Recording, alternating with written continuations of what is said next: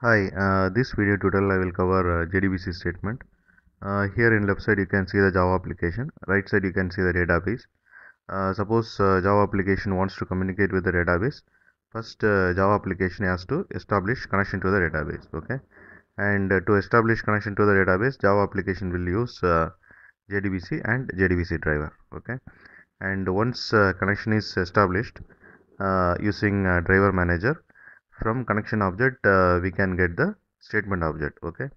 Connection dot create statement will return statement object, and once we get the statement object we can execute query in the database, okay, and get information from the database.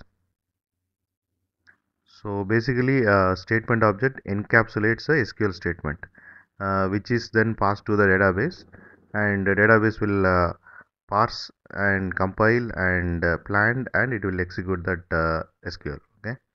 And basically statement act as a vehicle through which SQL command we can send from Java application to the database, okay?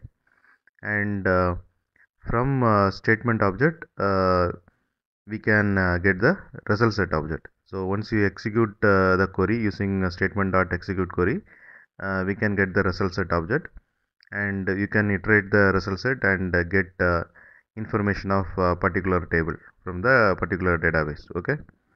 And basically the statement object used to execute the static SQL statement, and it will return the results it produce, okay?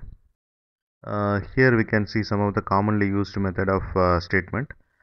Suppose if you want to execute select query, then we can use execute query method. You have to pass the SQL, and this method will return the result set, okay?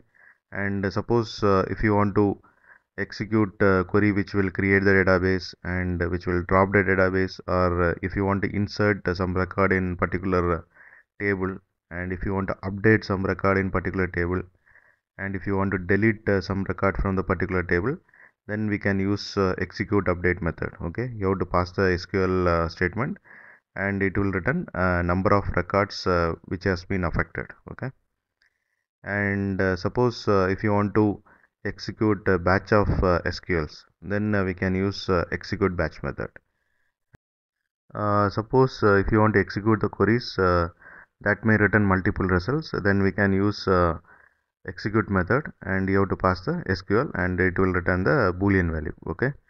And this is about JDBC statement, and thanks for watching.